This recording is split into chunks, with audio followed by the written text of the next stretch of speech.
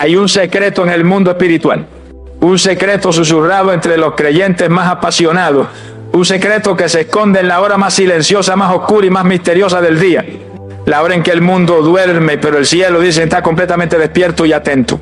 Las 3 de la mañana. ¿Por qué esa hora? ¿Qué tiene de especial ese momento en el reloj que lo ha llenado de tantas leyendas, tanto temor y tantos testimonios de milagros extraordinarios? Hay quienes la llaman la hora muerta, un tiempo de guerra espiritual intensificada. Otros la sienten como una invitación divina, un portal a un nivel de intimidad con Dios que no se encuentra en ninguna otra hora. ¿Cuál es la verdad? ¿Es solo un mito, una superstición? ¿O existe de verdad una verdad oculta, una llave poderosa que muy pocos cristianos conocen y que tiene el potencial de desatar un rompimiento total en tu vida? Te lo aseguro, la verdad es mucho más profunda y poderosa de lo que imaginas. Y no tiene nada que ver con el miedo, y sí todo que ver con el poder. En esta enseñanza vamos a jalar la cortina del misterio. Vamos a demoler los mitos de la superstición con la roca de la palabra de Dios. Y te voy a revelar paso a paso el verdadero y oculto secreto bíblico de la oración de las 3 de la mañana. No es lo que te han contado. Descubrirás por qué un simple acto de sacrificio a esa hora puede mover la mano de Dios de una manera que te dejará asombrado. Entenderás la ventaja estratégica que el silencio absoluto te da en la guerra espiritual. Y conocerás la increíble fortaleza que se desata cuando te presentas ante Dios en tu momento de máxima vulnerabilidad. Así que, si hay una cadena en tu vida que no has podido romper, si hay una respuesta que estás esperando por años, si tu alma tiene una sed de ir a un nivel más profundo con Dios, entonces este mensaje no ha llegado a ti por casualidad. Es una cita divina.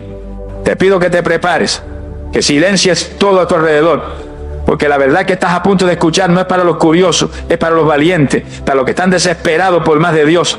Comencemos. Hermanos y amigos, hay horas en el reloj que son solo números, simples marcas en el paso del tiempo. Pero hay otras horas que parecen tener alma, momentos del día que cargan con un peso, con un misterio, con una energía diferente. Y quizás ninguna hora del día está tan cargada de misterio, de mitos y de un poder secreto como las 3 de la mañana.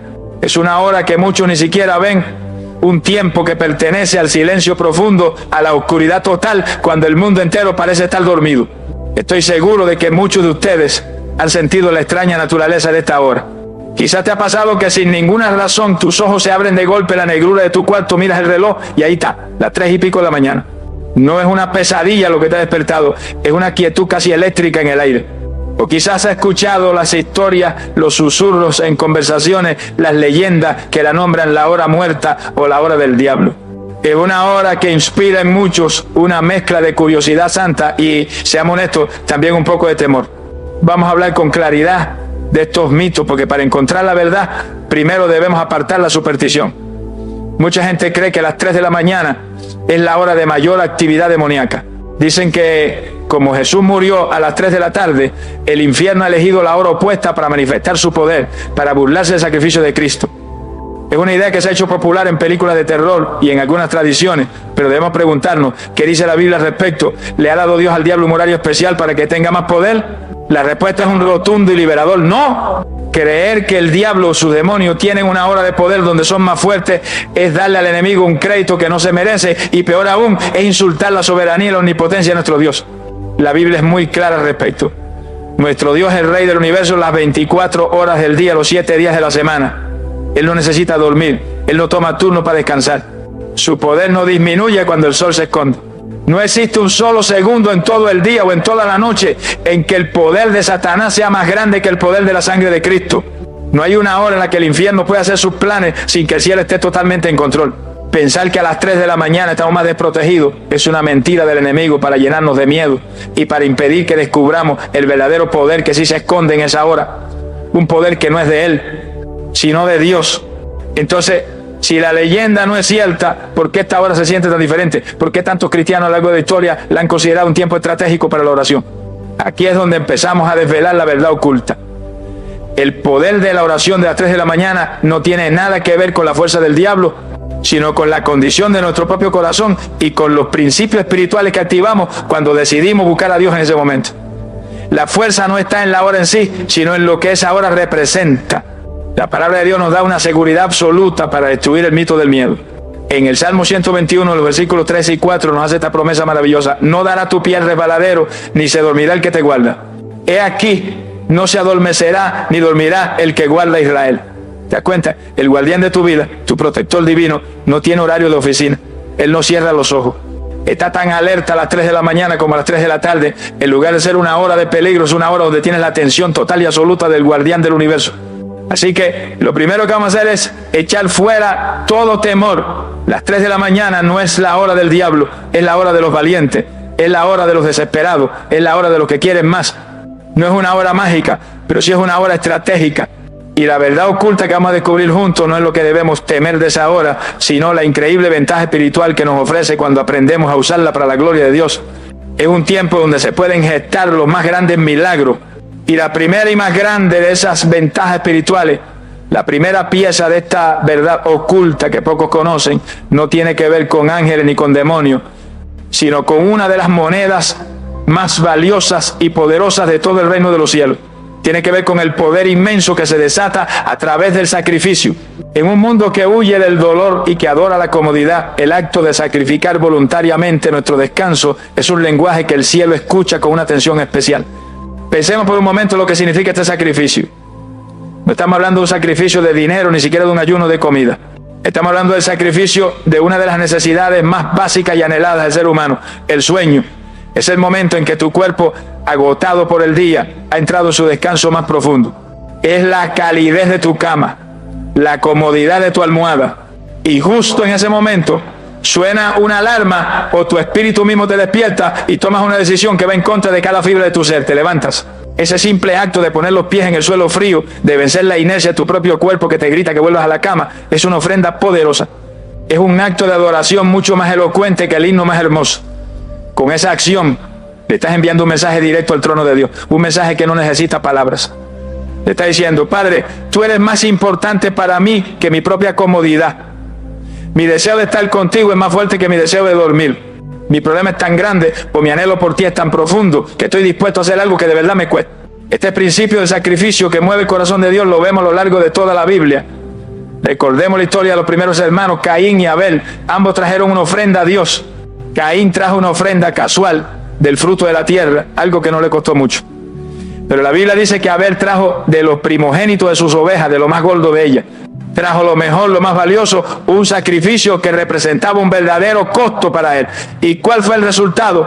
La palabra dice que Dios miró con agrado a Abel y a su ofrenda. El sacrificio sincero y costoso siempre captura la atención del cielo.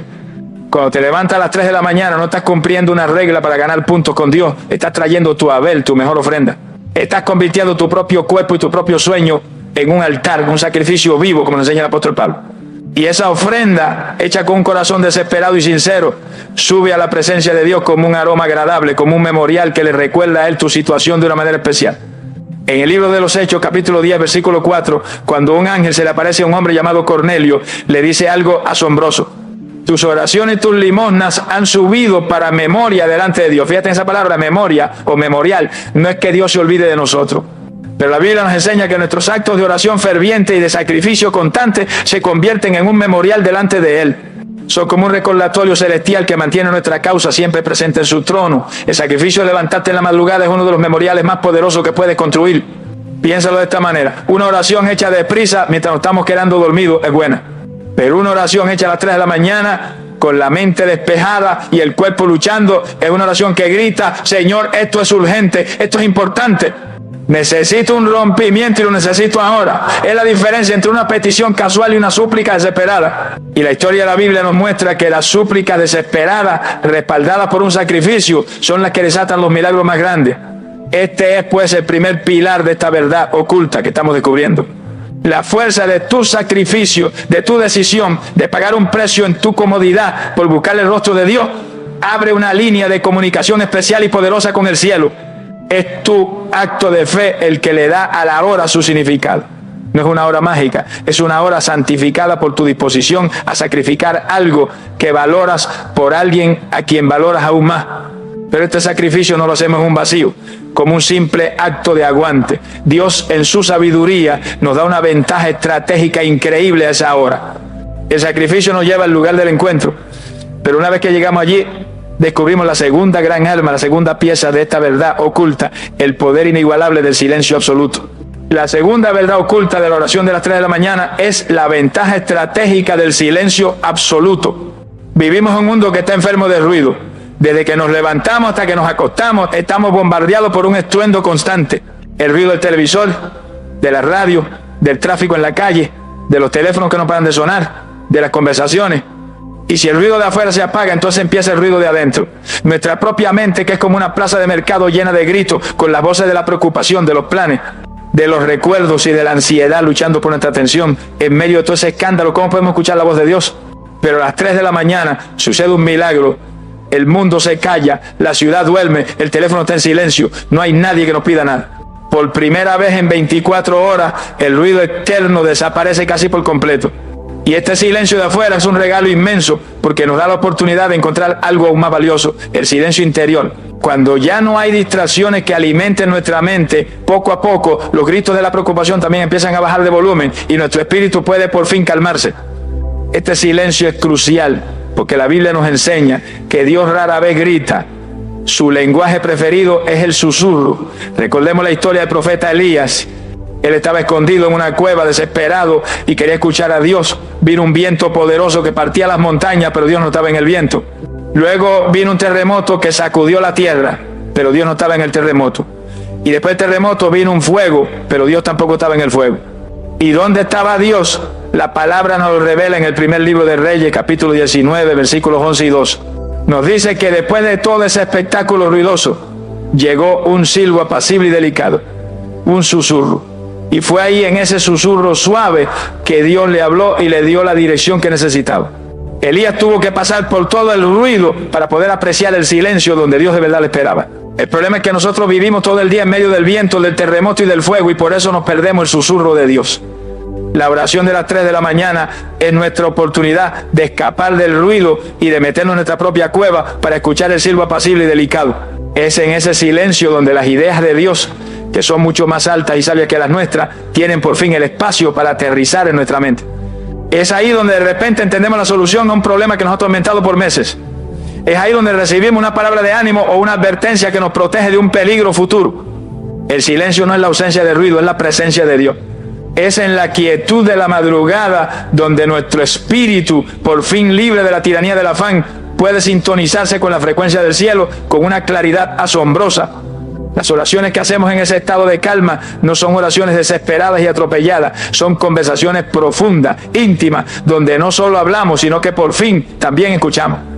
Por eso te hago esta invitación. La próxima vez que te despiertes en medio de la noche, no te enojes ni luches por volver a dormir. Acepta ese momento como un posible llamado de Dios. No prendas la luz ni el teléfono, quédate en la oscuridad, en el silencio. No empieces a orar inmediatamente. Simplemente aquíétate, escucha el silencio y pregúntale a tu Padre en un susurro: Señor, ¿estás aquí? ¿Quieres decirme algo? Te sorprenderás de lo que puede suceder cuando le das a Dios el regalo de tu silencio. Así que ya tenemos 2 piezas de esta verdad oculta que estamos armando.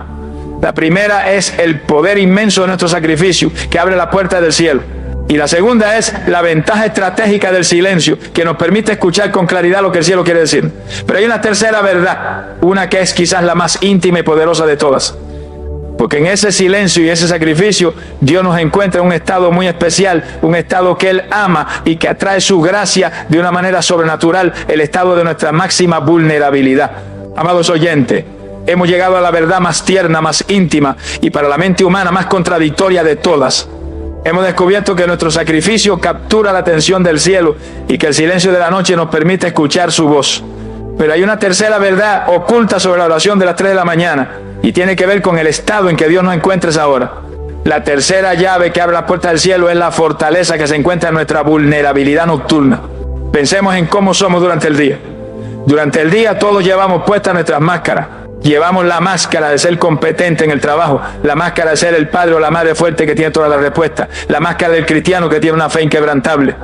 Oramos durante el día, sí, pero muchas veces nuestras oraciones están filtradas por estas máscaras, por estas defensas. Le hablamos a Dios, pero con nuestro escudo puesto, sin mostrarle del todo la herida, el miedo, la duda que de verdad hay en nuestro interior. Pero en la profunda quietud de la noche algo cambia. A las 3 de la mañana esas máscaras se caen. Ya no somos el gerente, ni el abuelo sabio, ni el pilar de la familia. En la oscuridad de nuestro cuarto despojados de nuestros títulos y de nuestra fuerza, somos simplemente un alma desnuda, honesta y sin defensa delante de su Creador. Es muy difícil fingir a las 3 de la mañana. Nuestro cansancio nos hace honestos, nuestra soledad nos hace sinceros, nuestra debilidad nos obliga a ser humildes. Y esta vulnerabilidad, mis amados, lejos de ser una desventaja, es un imán para la gracia de Dios. El mundo nos enseña a esconder nuestra debilidad, a mostrar siempre nuestra mejor cara, pero el reino de Dios funciona al revés. La vulnerabilidad no es debilidad, es el lenguaje de la honestidad. Es abrirle la puerta de nuestro corazón a Dios y decirle: Señor, este soy yo de verdad, sin mis disfraces. Estoy cansado, tengo miedo, no sé qué hacer y te necesito desesperadamente. Esa es la oración que Dios nunca puede resistir. La oración que nace de este lugar de vulnerabilidad es de una calidad diferente. No es una oración de palabras elocuentes o de una teología perfecta. A veces la oración de las 3 de la mañana es simplemente un gemido. A veces es una lágrima que rueda por nuestra mejilla en silencio. A veces es una sola palabra repetida una y otra vez: ayúdame, ayúdame, ayúdame. Pero esa oración, en su sencillez y en su honestidad brutal, es una de las oraciones más poderosas que existen, porque nace de un corazón que ha dejado de confiar en sí mismo por completo. La palabra de Dios nos revela este misterio divino. Cuando el apóstol Pablo estaba sufriendo por una gran debilidad, le rogó a Dios que se la quitara. Y en la segunda carta a los Corintios, capítulo 12, versículo 9, Dios le da una respuesta que se convierte en el fundamento de nuestro punto de hoy. El Señor le dijo: bástate mi gracia, porque mi poder se perfecciona en la debilidad. ¡Qué revelación tan asombrosa! El poder de Dios no solo se manifiesta a pesar de nuestra debilidad, no. La palabra dice que se perfecciona en ella. Perfeccionar significa que llega a su punto máximo, a su manifestación más completa. Es decir, que el escenario perfecto para que el poder de Dios se muestre en todo su esplendor es nuestra debilidad humana. Nuestra debilidad no es un obstáculo para el poder de Dios, es la plataforma de lanzamiento. Por eso orar desde nuestra vulnerabilidad nocturna es tan potente. Le estamos ofreciendo a Dios el ambiente perfecto para que Él manifieste su gloria.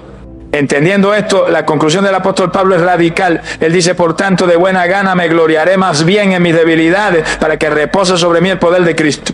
El cristiano maduro no es el que esconde su debilidad, es el que se gloría en ella, porque sabe que su debilidad es el imán que atrae el poder de Dios. La oración de las 3 de la mañana se convierte entonces en un momento de intercambio sagrado. Le ofrecemos a Dios nuestra debilidad sincera y Él a cambio nos cubre con su poder sobrenatural. Así que ya lo tenemos. Las 3 verdades ocultas que hacen de esta hora un tiempo tan estratégico. Primero, el poder de nuestro sacrificio, que captura la atención de Dios. Segundo, la ventaja del silencio, que nos permite escuchar su voz. Y tercero, la fortaleza de nuestra vulnerabilidad, que desata su poder. Y este patrón no es una idea nueva o una moda, es un secreto que los gigantes espirituales de la Biblia conocieron, practicaron y nos modelaron. El mismo Señor Jesús nos mostró el poder de buscar a su Padre en la profunda oscuridad de la noche. Amados en Cristo, cuando unimos nuestro sacrificio personal, el silencio profundo de la noche y un corazón completamente vulnerable, creamos la atmósfera perfecta para un encuentro divino. Y al buscar en las Escrituras, descubrimos con asombro que no somos los primeros en descubrir este portal hacia la presencia de Dios. Esta práctica de buscar a Dios en la profunda oscuridad no es una moda nueva ni una invención moderna. Es un hilo de oro que recorre la vida de los gigantes espirituales más grandes de toda la Biblia. Ellos conocían el poder que se esconde en las vigilias de la noche. El ejemplo más grande y más poderoso de todos es el de nuestro Señor y Salvador Jesucristo. El Evangelio de Marcos nos cuenta que siendo el Hijo de Dios, teniendo todo el poder del universo, aún así sentía una necesidad desesperada de estos momentos. En el capítulo 1, versículo 35 nos dice: levantándose muy de mañana, siendo aún muy oscuro, salió y se fue a un lugar desierto y allí oraba. Pensemos en esto. El hombre más ocupado que jamás ha existido, sanando multitudes, predicando a miles, entrenando a sus discípulos, sentía que el secreto de su poder no estaba en dormir una hora más, sino en levantarse una hora antes en la oscuridad para estar a solas con su Padre. ¿Por qué lo hacía? Porque Jesús, en su humanidad, entendía que la noche silenciosa era su único refugio del ruido y las demandas del mundo. Era su momento para recargar su espíritu, para recibir la estrategia del cielo para el día que comenzaba, para alinear su voluntad con la del Padre. Si Jesús, siendo perfecto y sin pecado, consideraba esta práctica como algo esencial y no negociable para su vida, ¿cuánto más nosotros, que somos tan débiles y nos distraemos con tanta facilidad? Necesitamos buscar esos mismos oasis de silencio y de intimidad con Dios. Este patrón no era solo de Jesús. Miremos al rey David, un hombre de guerra, un rey con la responsabilidad de toda una nación sobre sus hombros. Y sin embargo, en el Salmo 119, versículo 62, él declara: a medianoche me levantaré para alabarte por tu justo juicio. Imagínate, un rey en su palacio, pudiendo disfrutar de todas las comodidades, ponía su alarma espiritual para interrumpir su sueño y tener una cita con su Dios. Para David, la noche no era solo para descansar el cuerpo, era una oportunidad estratégica para fortalecer su espíritu. Y quizás el ejemplo más dramático lo vemos en el libro de los Hechos, capítulo 16. El apóstol Pablo y su compañero Silas habían sido brutalmente azotados y arrojados a la parte más profunda y segura de una cárcel, con los pies metidos en cepos de madera. Su situación era humanamente desesperada. Estaban heridos, humillados y encadenados en una oscuridad total. ¿Y qué hicieron? ¿Quejarse, llorar? No. La Biblia dice que a medianoche, orando, Pablo y Silas cantaban himnos a Dios y los presos los oían. Su oración en la hora más oscura, desde su máxima vulnerabilidad y dolor, fue tan poderosa que provocó un terremoto sobrenatural. Los cimientos de la cárcel se sacudieron, todas las puertas se abrieron y las cadenas de todos se soltaron. Esto nos enseña una verdad increíble. La oración de la noche, hecha desde un lugar de sacrificio y de fe radical, no solo te cambia a ti por dentro, tiene el poder de sacudir las estructuras y romper las cadenas que te rodean por fuera. La noche siempre ha sido un escenario para los milagros más grandes. El salmista David conocía también este secreto, que lo convirtió en un hábito de su vida. En el Salmo 63, versículo 6, él describe esta práctica íntima. Cuando me acuerdo de ti en mi lecho, en las vigilias de la noche, medito en ti. David usaba las horas de insomnio o los despertares nocturnos no para dar vuelta a sus problemas, sino para meditar en la bondad y en la fidelidad de Dios. Él transformó su cama de un lugar de ansiedad en un altar de adoración nocturna. Este patrón se repite una y otra vez en la Biblia. La noche de la liberación de Egipto, el ángel pasó a la medianoche. Jacob luchó con el ángel y recibió su nueva identidad durante la noche. La noche, en el plano bíblico, no es un tiempo que pertenece al enemigo, es un tiempo sagrado, un laboratorio espiritual donde Dios forja el carácter de sus guerreros y desata sus liberaciones más espectaculares. Es el tiempo de los que buscan el rostro de Dios cuando nadie más está mirando. Este fundamento bíblico nos llena de fe y nos da una confianza sólida. Esto no es una superstición, es una disciplina espiritual probada por los más grandes hombres y mujeres de Dios de la historia. Pero también nos lleva a una pregunta inevitable y muy profunda. Si estos gigantes de la fe se posicionaban estratégicamente en la noche para buscar a Dios y enfrentar sus batallas, ¿cómo funciona realmente esa guerra espiritual? ¿Qué es lo que sucede en el mundo invisible cuando un hijo de Dios, en obediencia y sacrificio, se levanta a las 3 de la mañana para orar? Hermanos y amigos, el fundamento bíblico que hemos visto nos llena de fe y nos da una confianza inmensa. Entendemos que buscar a Dios en la oscuridad es una práctica poderosa y probada. Pero esto nos lleva a la pregunta inevitable que muchos se hacen con cierto temor. Si esta hora es tan espiritualmente significativa, ¿qué pasa con la guerra espiritual? ¿Qué sucede en el mundo invisible cuando un hijo de Dios se levanta a las 3 de la mañana a orar? Hoy vamos a demoler los mitos del miedo y a construir una mentalidad de poder y autoridad. Por mucho tiempo se nos ha pintado un cuadro de la guerra espiritual nocturna que está equivocado y que nos quita poder.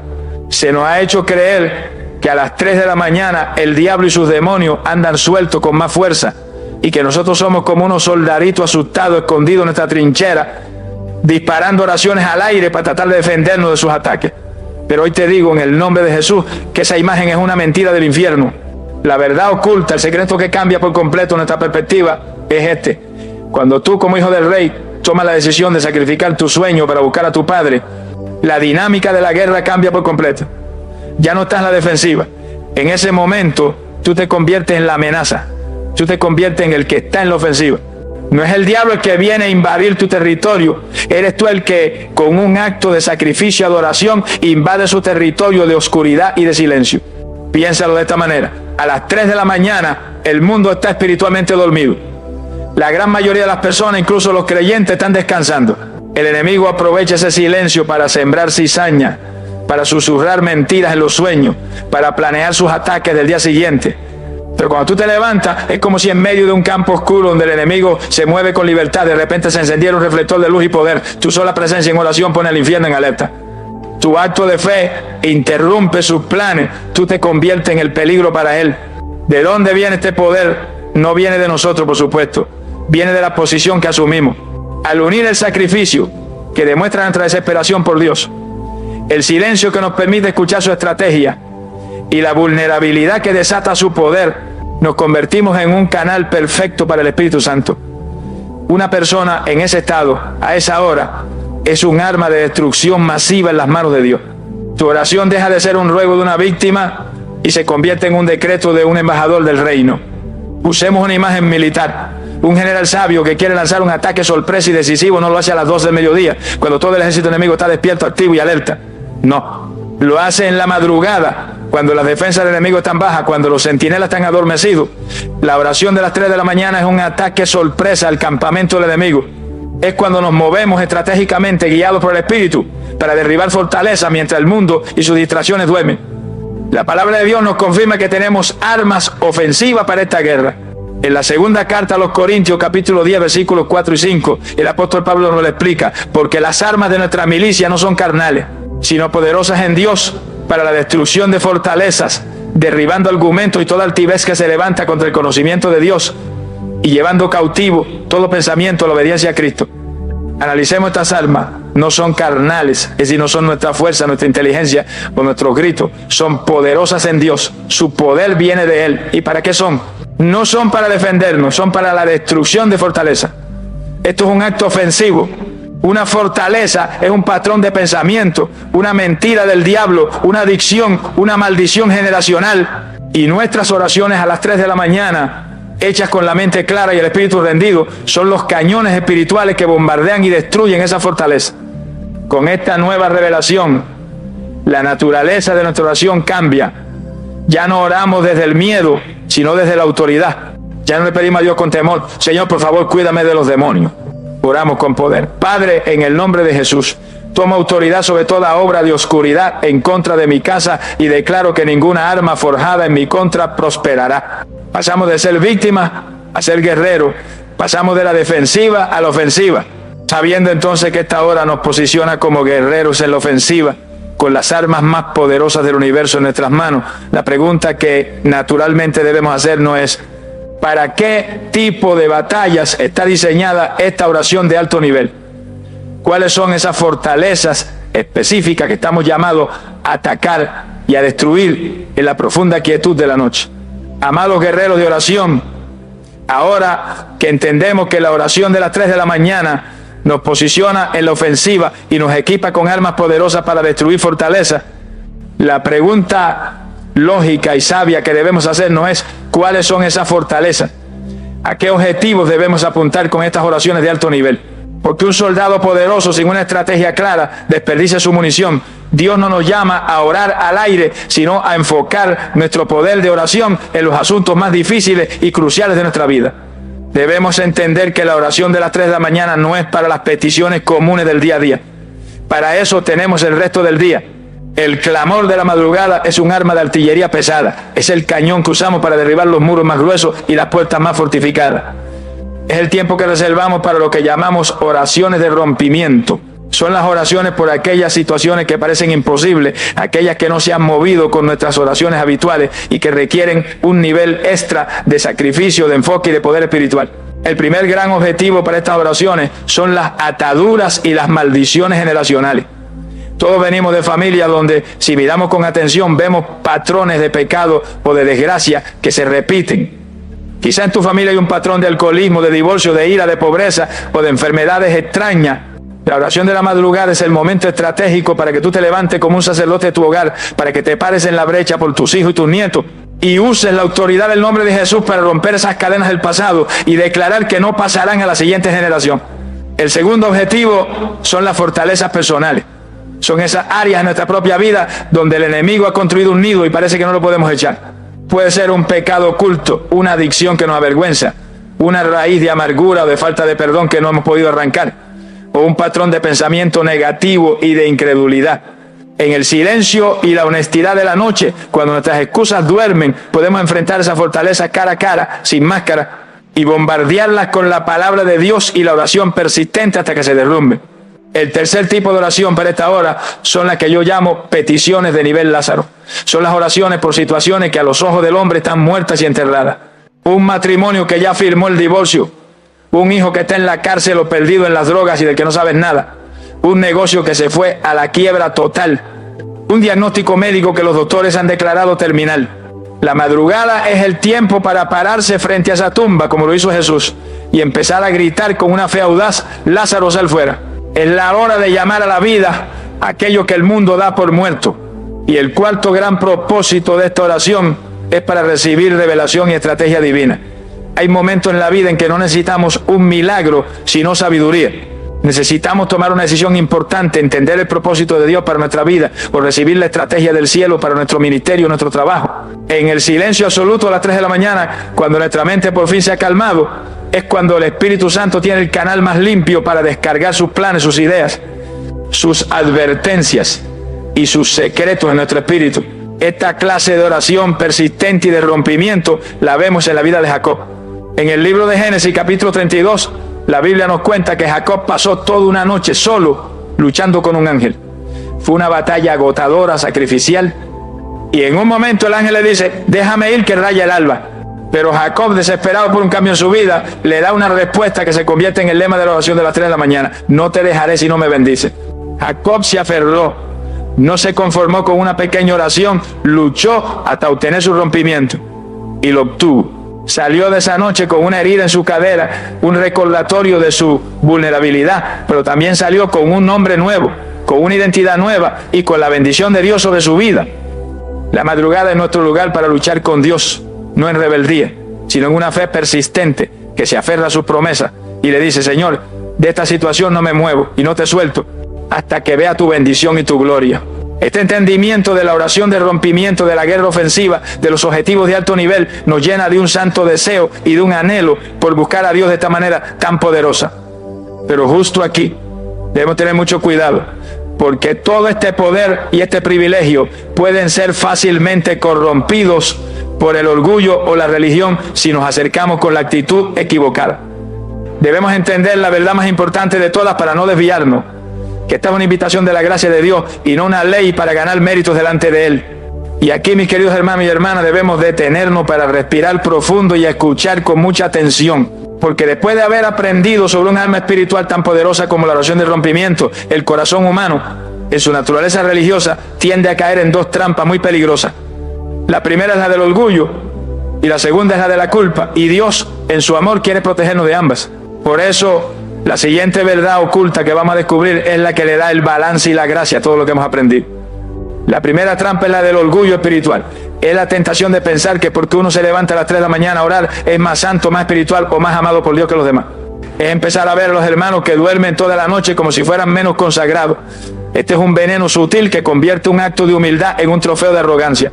Y en el momento en que el orgullo entra en nuestra oración, esta pierde todo su poder, porque la Biblia nos asegura que Dios resiste a los soberbios y da gracia a los humildes. La segunda trampa, que es igual de peligrosa, es la de la culpa y la condenación. Es escuchar toda esta enseñanza y empezar a sentir una carga pesada, una voz que te acusa y te dice: ve, no eres un buen cristiano, no te levantas a orar en la madrugada, le estás fallando a Dios. Y entonces, lo que debía ser una revelación de poder, el diablo lo convierte en un nuevo látigo para castigarte y para robarte la paz. Te aseguro en el nombre de Jesús que esa voz de culpa no es la voz de Dios. Por eso debemos establecer esta verdad con una claridad absoluta. La oración de las 3 de la mañana no es una ley, no es un mandamiento, no es una regla que tienes que cumplir para ser salvo, ni para ser amado por Dios, ni para ser un buen cristiano. El amor de Dios por ti no aumenta si te levantas a orar y no disminuye si te quedas durmiendo. Tu relación con Dios se basa en la gracia, en el sacrificio perfecto de Cristo en la cruz y no en la cantidad de horas de sueño que sacrifique. Entonces, si no es una ley, ¿qué es? La verdad oculta es esta: la oración de las 3 de la mañana no es una obligación, es una invitación. No es una regla para todos los creyentes, ni es para todas las temporadas de nuestra vida. Es una invitación especial y estratégica del Espíritu Santo para aquellos hijos de Dios que se encuentran en una temporada que requiere una medida extra de poder, de intimidad y de rompimiento. Es un llamado para los que están desesperados, para los que enfrentan un gigante imposible, para los que anhelan un nivel más profundo de comunión con su Creador. El Señor Jesús nos dejó muy clara la naturaleza de nuestra relación con Él. En el Evangelio de Juan, capítulo 15, versículo 15, Él les dice a sus discípulos: ya no os llamaré siervo, porque el siervo no sabe lo que hace su Señor, pero os he llamado amigos, porque todas las cosas que oí de mi Padre os las he dado a conocer. Un siervo obedece por obligación, por ley, por temor al castigo, pero un amigo actúa por amor, por intimidad, por el placer de compartir con la persona que ama. La oración de las 3 de la mañana no es el trabajo de un siervo que quiere ganar un salario. Es la cita de un amigo que anhela tanto estar con su Señor, que está dispuesto a encontrarse con Él en una hora inusual y sacrificial. Es una respuesta de amor a una invitación de amor. No nace de la culpa, nace del anhelo. No produce orgullo, produce una mayor dependencia. Es un acto de relación, no de religión. ¿Y cómo sabes si el Espíritu Santo te está extendiendo esta invitación a ti en esta temporada de tu vida? No será con una voz de condenación. Será con un toque suave en tu espíritu. Será ese despertar inexplicable a la misma hora, noche tras noche. Será un deseo creciente en tu corazón de buscar a Dios en un nivel más profundo. Será una santa inquietud, un anhelo que no se va. Si sientes ese llamado, no lo veas como una carga, velo como un privilegio, como una invitación a la sala del trono para una audiencia privada con el Rey. Pero si por el contrario, por tu edad, por tu salud, por tu trabajo agotador, sientes que esto no es para ti, no permitas que ni un gramo de culpa entre en tu corazón. Dios conoce tu cuerpo, conoce tu fuerza y conoce tu amor por Él. Él recibe tu oración de las 9 de la noche o de las 6 de la mañana con el mismo amor y el mismo agrado. Esta enseñanza es para equiparte, no para cargarte. Es una herramienta poderosa que está a tu disposición para cuando el Espíritu te guíe a usarla. Entender que esto es un privilegio de gracia y no una ley de obra nos libera por completo. Nos permite acercarnos a esta práctica con el corazón correcto, sin orgullo y sin culpa, sino con la humilde gratitud de un amigo que ha sido invitado a un encuentro especial. Y cuando aceptamos esta invitación y vivimos esta experiencia de intimidad y de poder, ¿qué sucede después? ¿Se queda todo ese poder en la oscuridad de la noche? De ninguna manera. El efecto de esta oración se extiende como la luz misma del amanecer, transformando por completo el día que tenemos por delante. Amada familia en la fe, hemos llegado al último eslabón de esta cadena de verdades ocultas. Hemos entendido que la oración de las 3 de la mañana no es una ley, sino una invitación de la gracia. Y cuando un hijo de Dios, con el corazón correcto y sin orgullo, acepta esta invitación y se sumerge en esa experiencia de sacrificio, silencio y vulnerabilidad, ¿qué sucede después? ¿Se queda toda esa gloria, todo ese poder en la oscuridad de la madrugada? De ninguna manera. La última y más hermosa verdad oculta es que la oración de la noche desata un efecto dominó que transforma por completo el día que tienes por delante. Lo que hace a las 3 de la mañana no se queda a las 3 de la mañana. Piénsalo de esta manera. Esa hora de oración no es como un vaso de agua que te bebe y se acaba. Es como si en la quietud de la noche dedicaras una hora a cavar un pozo profundo en tu espíritu hasta que encuentres el agua viva del Espíritu Santo. Y cuando sale el sol y empieza tu día, no sale con las manos vacías, sale con un pozo lleno del cual puedes beber tú y del cual puedes dar de beber a otro durante toda la jornada. El primer efecto que notarás es que sales de tu cuarto envuelto en una atmósfera de paz. La presencia de Dios que cultivaste en el secreto te acompaña como un escudo invisible. Y cuando llegan los problemas del día, el tráfico, una mala noticia, una discusión, te das cuenta que ya no te afectan de la misma manera. Esas cosas que antes te robaban la calma, ahora rebotan contra ese escudo de paz. No es que los problemas no estén, es que tú ya no estás solo frente a ellos. La paz de la madrugada se convierte en tu fortaleza durante el día. El segundo efecto es una claridad y una sabiduría sobrenaturales. Esas estrategias, esas respuestas, esa dirección que recibiste en el silencio, ahora empiezan a dar fruto en tus decisiones. Te encontrarás en medio de una conversación y de repente tendrás la palabra exacta y sabia que decir. Tendrás que tomar una decisión que antes te parecía un laberinto y ahora verás el camino con una claridad asombrosa. La oración de la noche se convierte en la brújula de tu día, guiando tus pasos y protegiéndote de cometer errores.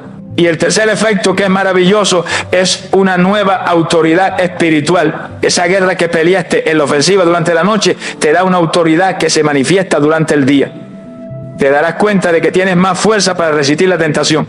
Las personas o las situaciones que antes te intimidaban ahora pierden su poder sobre ti. Tus palabras de oración por los demás parecen tener un peso y un impacto mayor. Sales de esa oración no como una víctima que espera sobrevivir al día, sino como un embajador del Rey que camina con la autoridad del cielo respaldándolo. La mejor forma de describirlo es pensar en el tanque de combustible de un carro.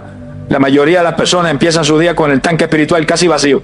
Por eso, a media mañana ya están cansados, estresados y sin fuerza.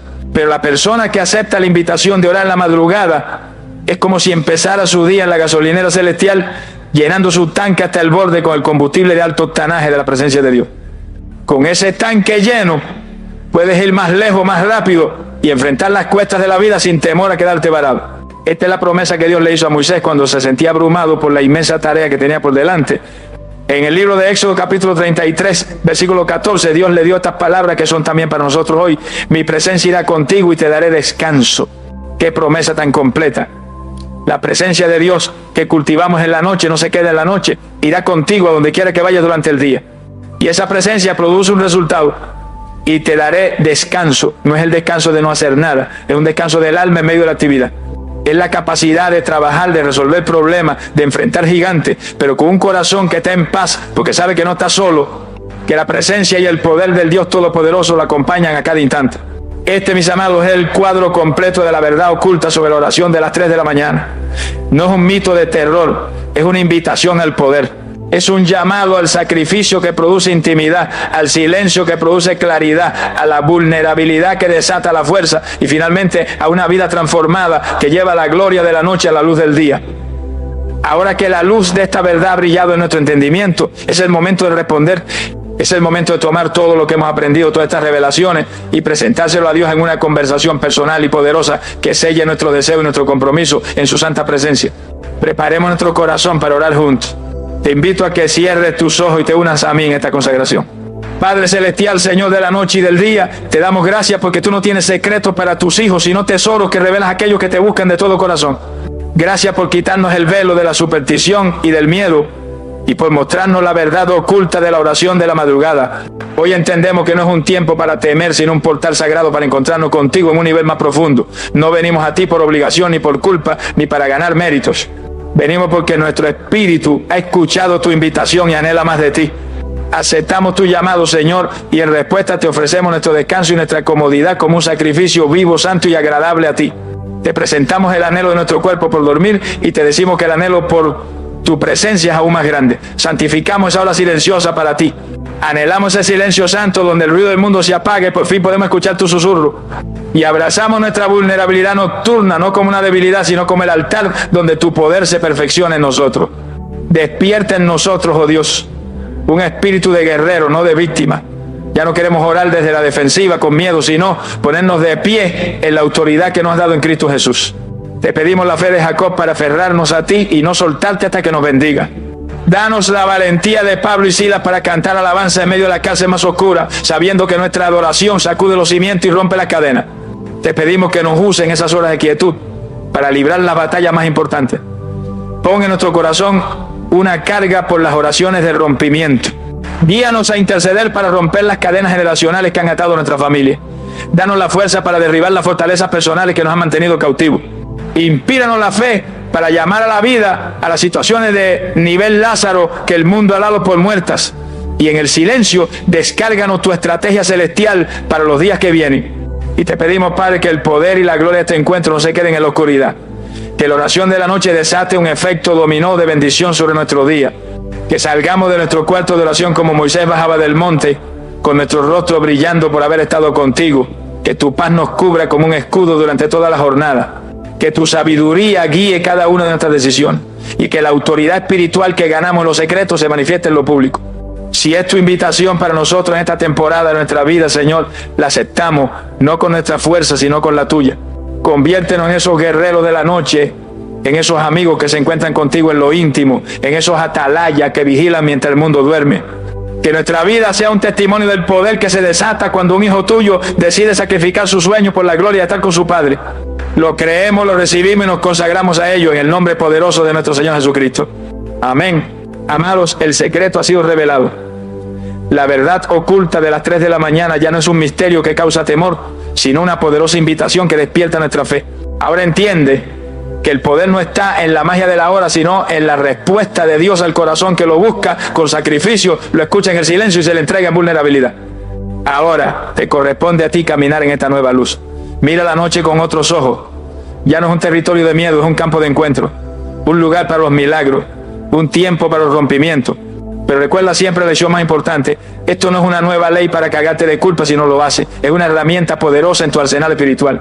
Es un privilegio, una invitación especial del Espíritu Santo para las temporadas de tu vida en que necesites una victoria extraordinaria. Y si esta enseñanza ha encendido un fuego nuevo en tu espíritu y ha reemplazado el temor con la fe, te invito a que lo declares. Primero, haz de tu comentario una oración. Ve ahora a la sección de comentarios y escribe estas palabras como una declaración de guerra contra la pasividad. Amén.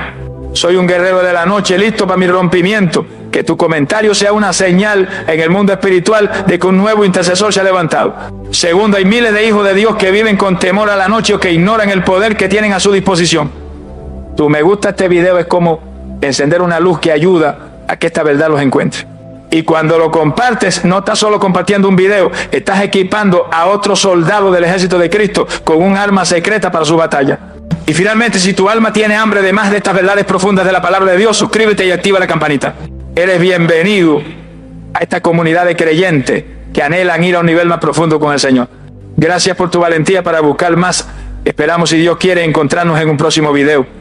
Ahora ve, que el Señor te dé noche de descanso y paz profunda, pero que también te dé la valentía de un guerrero para responder a su llamado si Él toca la puerta de tu espíritu en la madrugada. Que su presencia te cubra en la oscuridad de la noche y que su favor te guíe en la luz del día. Hasta pronto. ¿Sabías que hay un lugar específico dentro de tu casa que, si no se respeta, puede bloquear la bendición financiera que Dios quiere darte? La Biblia nos advierte que hasta los pequeños actos cotidianos pueden tener grandes consecuencias espirituales. En Deuteronomio 23:14 leemos: porque el Señor tu Dios anda en medio de tu campamento. Por tanto, tu campamento debe ser santo, para que Él no vea en medio de ti cosa inmunda y se aparte de ti. Este principio revela una verdad profunda. El orden y la limpieza no son solo cuestiones de higiene, sino de santidad. Hoy exploraremos por qué dejar tus zapatos en ciertos lugares puede convertirse en una puerta abierta a la escasez y cómo esto impacta tu relación con la provisión divina. Te mostraremos cómo algo tan simple como dónde colocas tu calzado puede influir en la presencia de Dios y en tu finanza. ¿Estás listo para entender lo que Dios tiene reservado para ti? ¿Alguna vez has sentido que, a pesar de tus esfuerzos, el dinero simplemente no rinde? Que por más que trabajas, ahorras y planeas, algo invisible parece devorar tu provisión, cerrarte puertas o frenar tu avance económico. Tal vez incluso has notado cómo tu hogar, aunque lleno de amor, parece estar atrapado en un ciclo de escasez o estancamiento. Podrías pensar que se trata solo de mala suerte o de decisiones financieras equivocadas. Pero, ¿y si el verdadero problema está escondido en lo cotidiano, en lo pequeño, en algo tan simple como el lugar donde dejas tus zapatos? En muchas culturas antiguas, quitarse los zapatos al entrar a casa no era solo un acto de higiene o costumbre, sino una expresión de reverencia, pureza y respeto por el espacio. La Biblia no lo menciona como una regla doméstica, pero sí nos ofrece una revelación profunda sobre la santidad del entorno y cómo pequeños gestos físicos pueden tener un impacto espiritual gigantesco.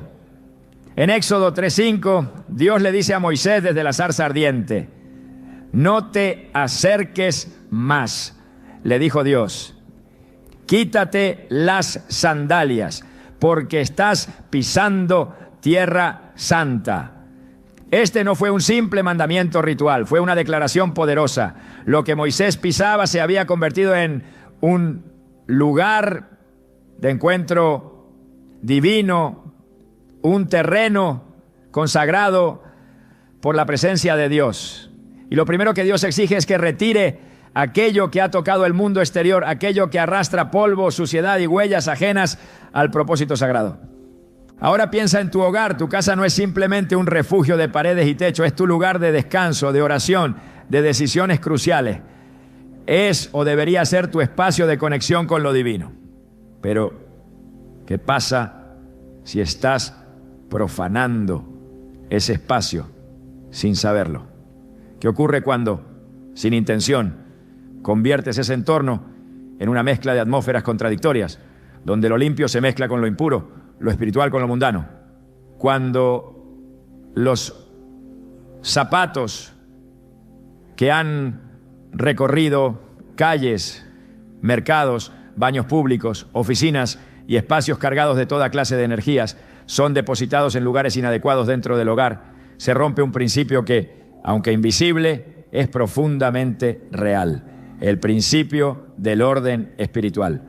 Muchas personas viven bajo un techo en apariencia tranquilo, pero enfrentan constantes conflictos, tensiones inexplicables, ansiedad nocturna y una sensación persistente de que la bendición no fluye.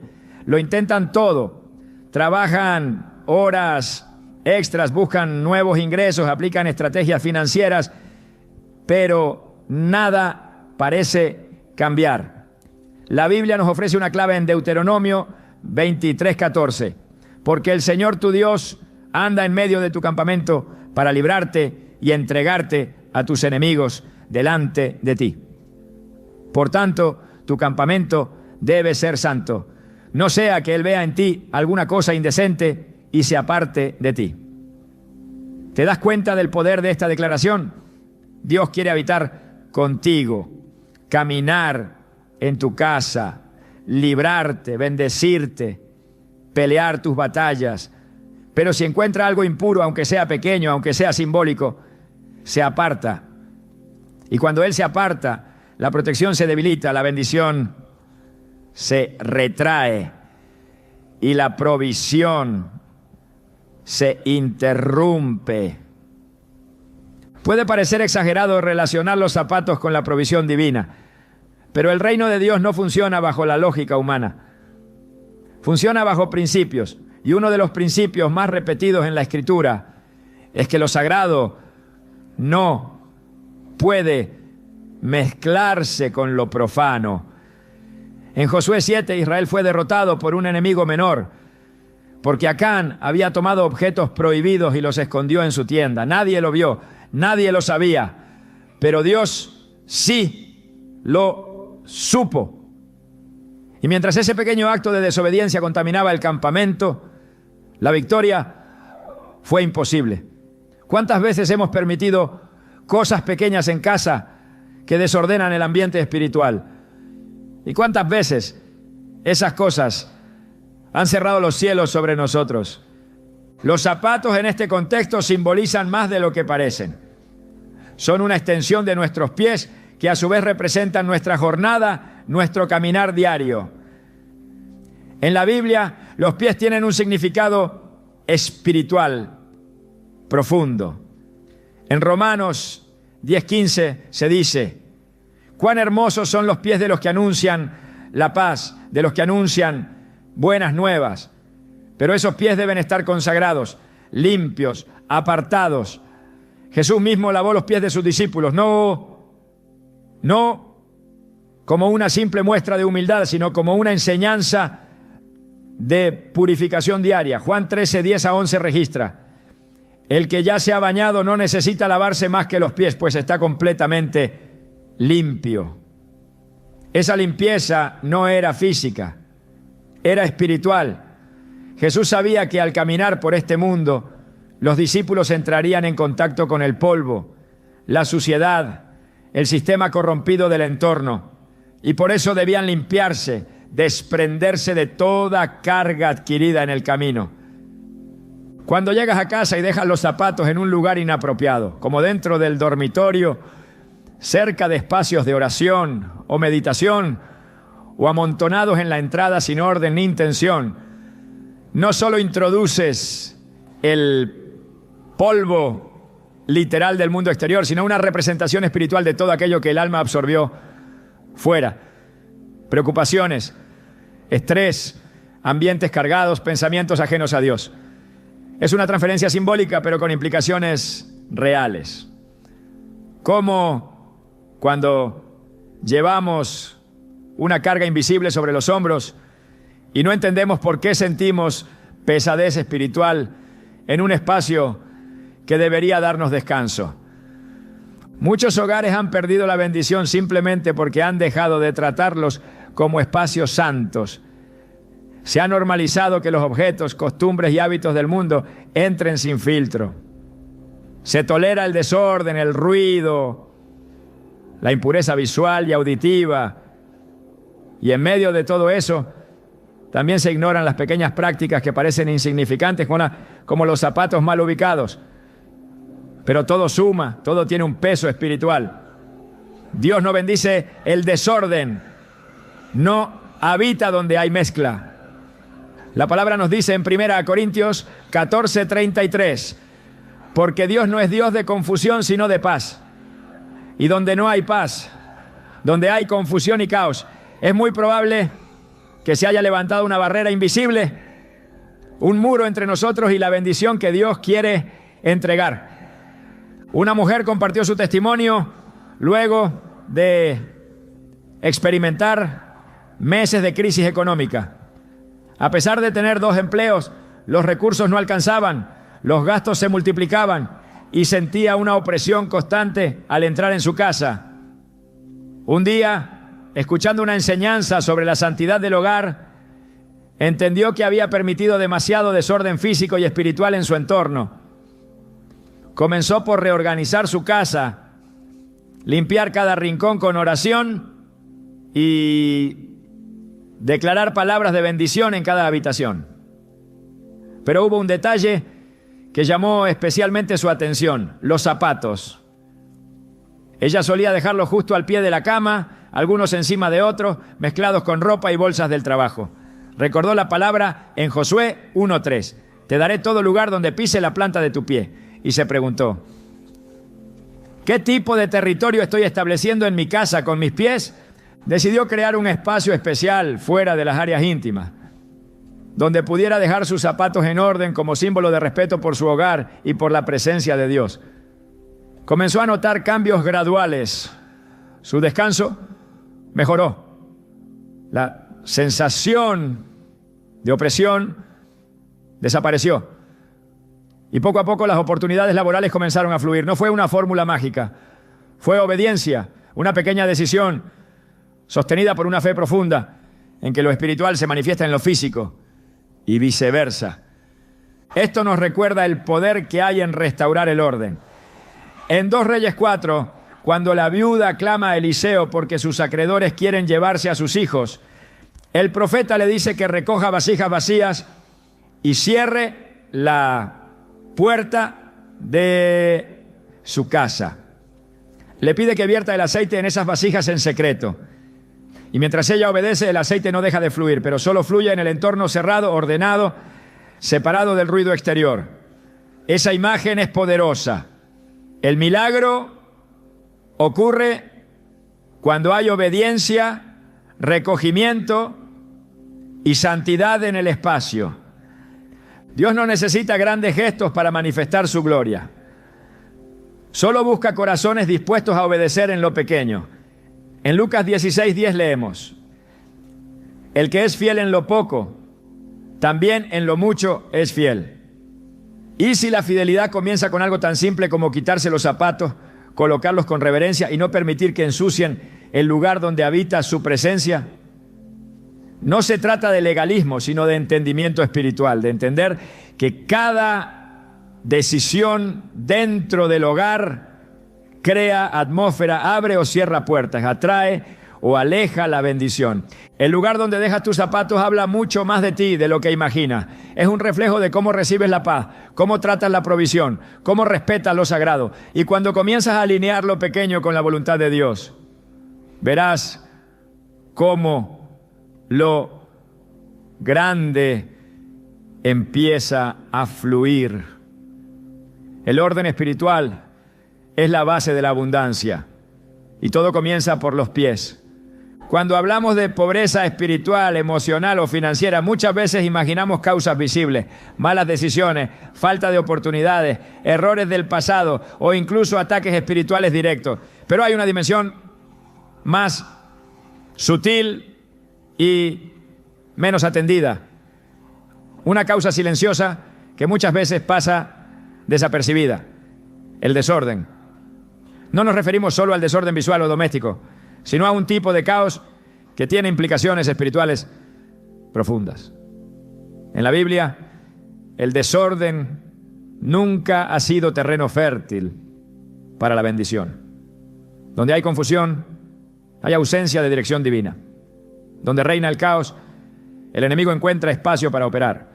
Y el hogar, cuando no está en orden, se convierte en una puerta abierta a esa operación destructiva. En Génesis 1:2 leemos: la tierra estaba desordenada y vacía, y las tinieblas estaban sobre la faz del abismo. El primer cuadro que nos presenta la escritura del mundo antes de la intervención divina es un estado de desorden, vacío y oscuridad. Fue entonces cuando Dios habló. Lo primero que hizo fue separar, poner límites, establecer estructura. La luz fue separada de las tinieblas, las aguas fueron divididas. Los cielos, los mares y la tierra fueron colocados en sus respectivos lugares. Nada de lo que creó fue dejado al azar. Todo fue intencional, preciso y lleno de propósito. Y fue solamente después de que el orden fue restaurado que Dios declaró: y vio Dios que era bueno. Eso nos enseña que el desorden no solo es improductivo, sino que es contrario a la naturaleza misma de Dios. Cuando un hogar vive en desorden, sin estructura, sin armonía ni intención espiritual, se convierte en una plataforma que refleja la condición interna de quienes lo habitan. El entorno físico siempre es un espejo del entorno espiritual. La suciedad acumulada, los objetos fuera de lugar, las cosas amontonadas, sin propósito, no son solo detalles estéticos. Son símbolos tangibles de puertas abiertas al desánimo, la confusión, la ansiedad y, sí, también a la escasez. En 1 Corintios 14:40, el apóstol Pablo escribe con claridad: pero hágase todo decentemente y con orden. Este no es un consejo opcional, es una directriz divina. Todo en la vida de un hijo de Dios debe reflejar orden, porque el orden atrae la presencia del Espíritu Santo y mantiene alejado al enemigo. El enemigo busca caos porque el caos distorsiona la percepción. Cuando todo está fuera de lugar, los sentidos se saturan, el pensamiento se nubla y la claridad espiritual se pierde.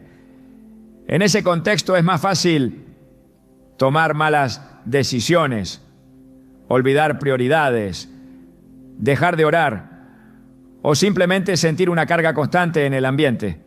Es como si el alma se sintiera atrapada sin poder respirar con libertad. Y aunque esto parezca un simple problema de organización, su raíz es espiritual. Dios diseñó al ser humano para habitar en entornos de armonía, donde todo tenga un propósito y un lugar. Lo vemos reflejado en el diseño del tabernáculo en el desierto, donde cada elemento tenía una ubicación exacta, un uso específico y un significado espiritual profundo. Nada era arbitrario, nada se dejaba al azar. Cuando llevamos este principio al hogar, entendemos que dejar zapatos, ropa, objetos o cualquier cosa fuera de su lugar no es solo una falta de cuidado, sino una interrupción del fluir espiritual. Es introducir un lenguaje de caos dentro de un espacio que fue diseñado para la paz. Y cuando ese caos se vuelve constante, se produce una contaminación espiritual que empieza a manifestarse en otras áreas de la vida. El enemigo no necesita una gran entrada para operar, le basta con una rendija. Y el desorden habitual en casa es una de esas rendijas que con el tiempo se convierten en portales abiertos al desgaste emocional, al conflicto relacional y a la pérdida financiera.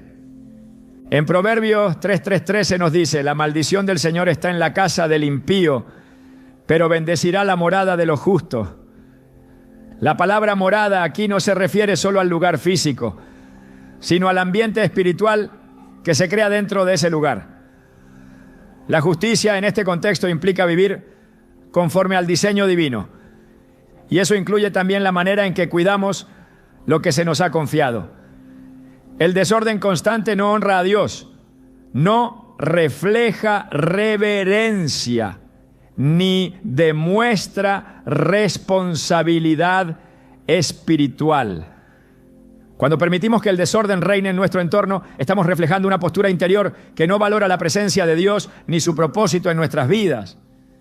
El Espíritu Santo es sensible. Él no habita en lugares donde no se le da honor.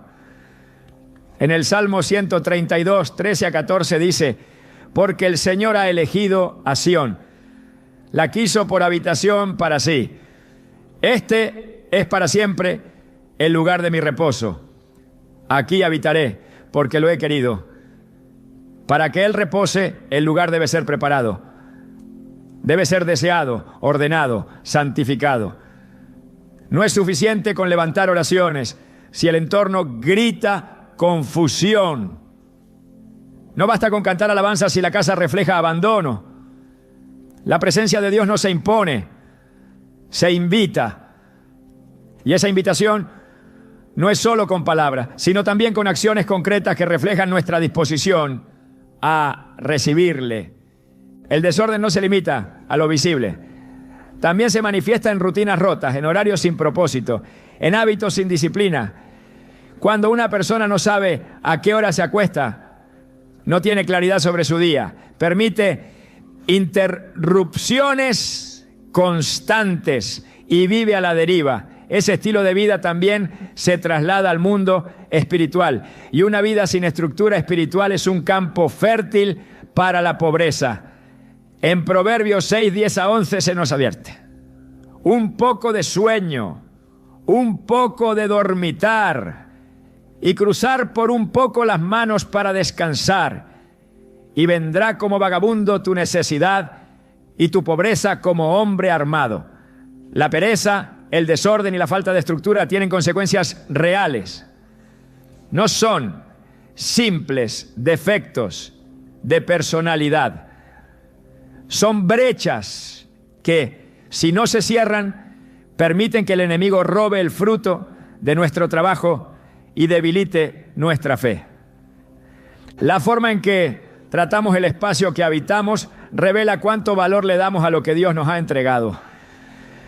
Si somos negligentes con lo visible, ¿cómo podremos cuidar lo invisible? Jesús enseñó este principio en Lucas 16, 11. Pues, si en las riquezas injustas no fuisteis fieles, ¿quién os confiará lo verdadero? Si no aprendemos a ordenar lo físico, incluyendo nuestra casa, nuestras pertenencias, nuestros horarios, tampoco podremos recibir las riquezas espirituales que el cielo tiene preparadas. Porque el que no honra lo pequeño no está listo para lo eterno. Dios es un Dios de diseño, de precisión y de orden perfecto. Lo vemos desde la creación del mundo hasta la descripción detallada de la Nueva Jerusalén. Él no improvisa, no habita en la confusión. Y si queremos caminar en su bendición, debemos reflejar su carácter también en nuestras casas.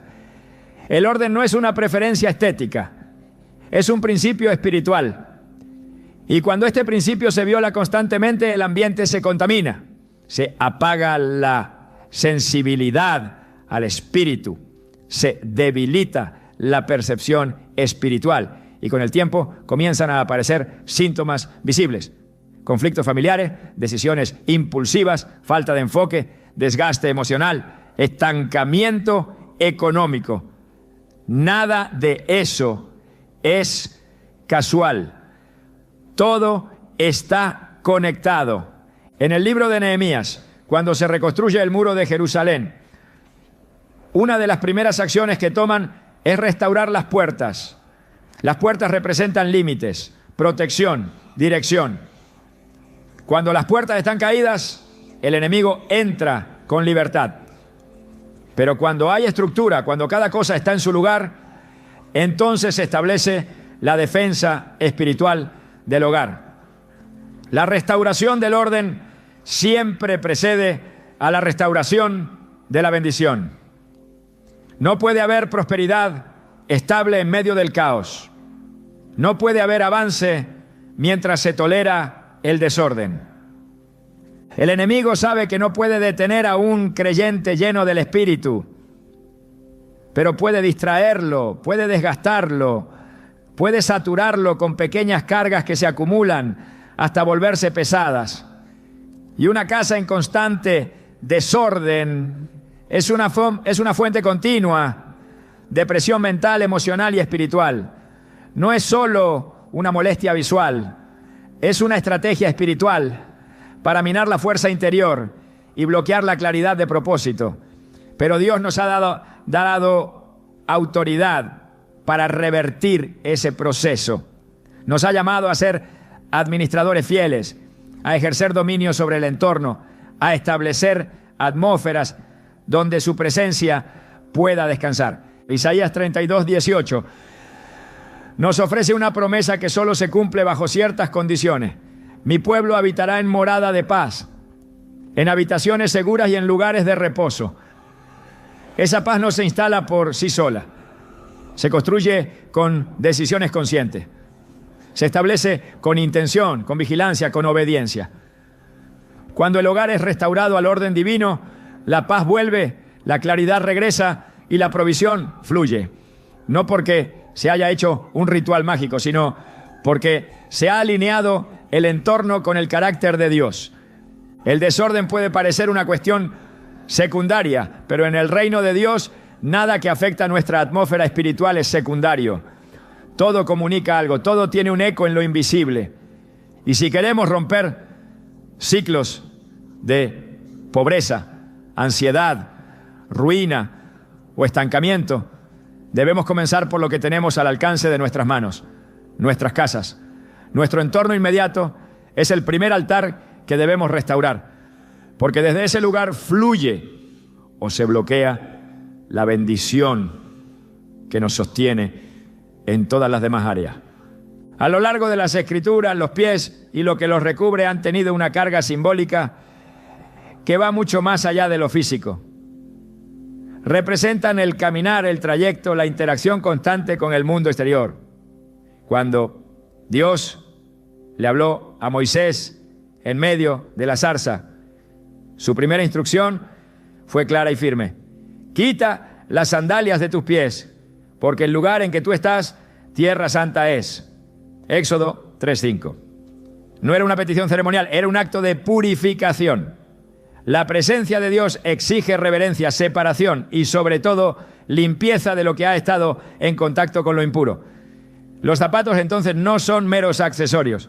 En el plano espiritual son contenedores simbólicos de todo aquello con lo que nuestros pasos han rozado. Cada jornada diaria nos expone a ambientes que no siempre están alineados con la voluntad de Dios.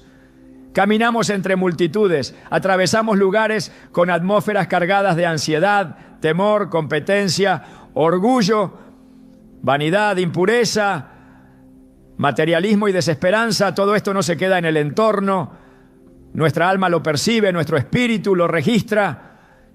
Y aunque no lo veamos, cada paso absorbe parte de esa carga espiritual.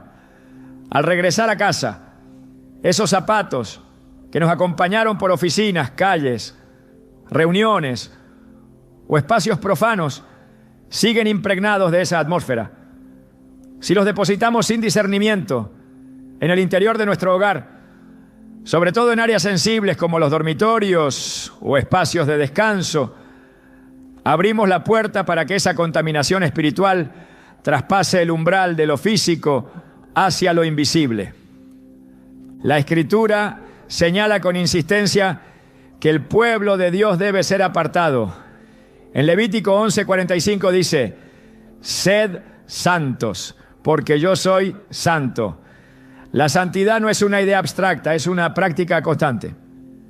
Implica separar lo limpio de lo impuro, lo profano de lo sagrado, lo de afuera de lo de adentro.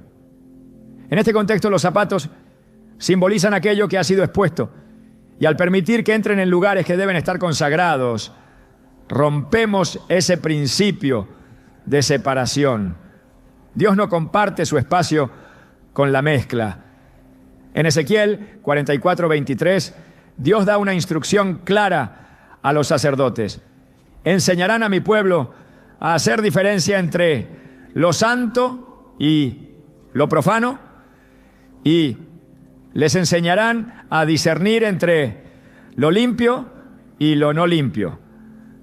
No hay punto neutro. O algo bendice o algo contamina.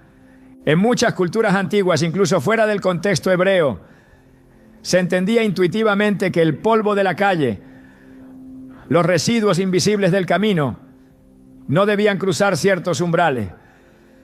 En la tradición judía, el acto de sacudir el polvo de los pies al salir de una ciudad que no recibía el mensaje del Evangelio era una declaración espiritual. Jesús instruyó a sus discípulos en Mateo 10:14. Y si alguno no os recibiere ni oyere vuestras palabras, salid de aquella casa o ciudad y sacudid el polvo de vuestros pies. El polvo era símbolo de rechazo, de juicio, de contaminación. No debía ser llevado al siguiente.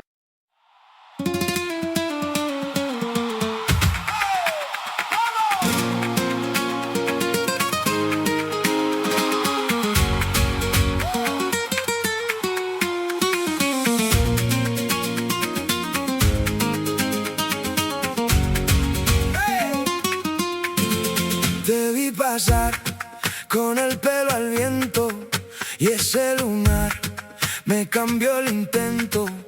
Tu risa cae como sal en la herida y yo me quedé sin plan y sin salida. Dime si vuelves o si me dejas, que estoy temblando junto a la puerta y cuando miras se rompe el suelo, me das la mano y pierdo el cielo.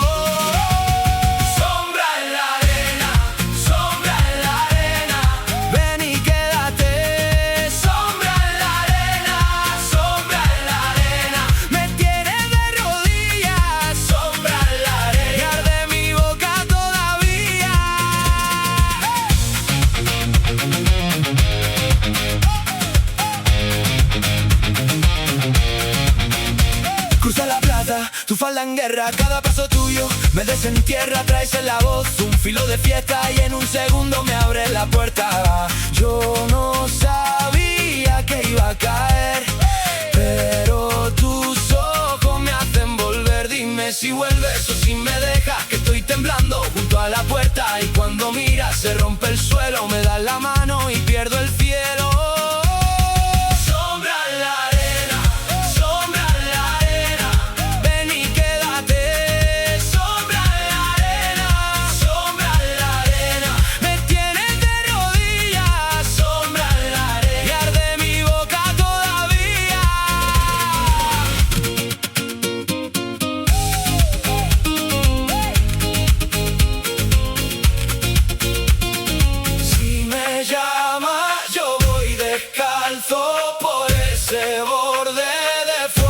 Salto, que no me suelte cuando me pierda, que en tu cintura vuelve la tierra.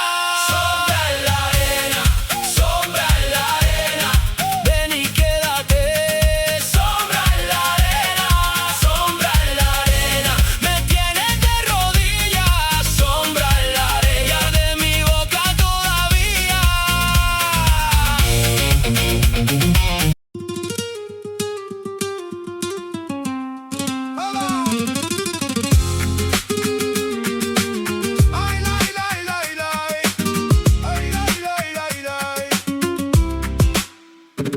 Sans trop patriote, allons sur la dalle. Le cœur en brèche de la nuit me cale. Tes yeux me lisent, je fais le mur. Je parle bas mais mon sang est sûr. La rue m'a pris, le vent m'a laissé. Un peu de fierté et un peu cassé. J'ai la poussière au fond des mains et ton nom danse sur mes reins. Approche encore, j'ai pas fini. Mon front brûle sous tes envies. Approche encore, ne fuis pas là. Si tu me veux, viens près de moi. Tourne encore dans le patio. Tourne encore, perds le tempo. Tourne encore, reste avec moi. Tourne encore, serre-moi fort.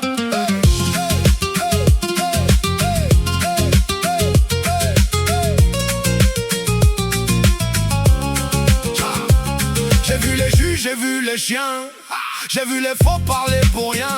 Moi j'ai gardé la lame du regard et la parole au bord du départ. Ta robe claque, mon souffle suit. Chaque mouvement rallume la pluie. Je suis le feu dans un vieux carton. Tu mets l'étincelle, je perds le nom. Approche encore, j'ai pas fini.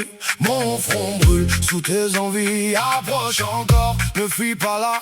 Si tu me veux, viens près de moi. Tourne encore dans le patio.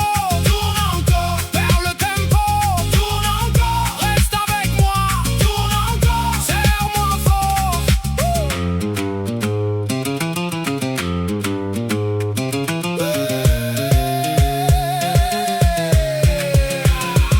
Et si demain veut nous compter, on lui répondra sans plier. J'ai des cicatrices sur la peau, mais dans tes mains je redeviens beau. Le ciel se ferme, pourtant j'y crois.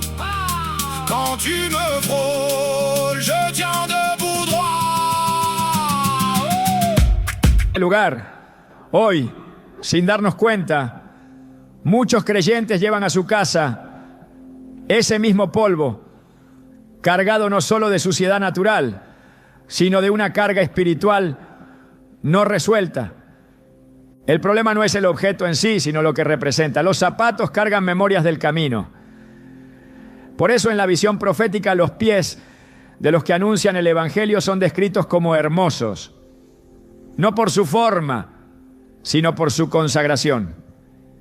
En Isaías 52, 7 se declara: cuán hermosos son sobre los montes los pies del que trae alegres nuevas.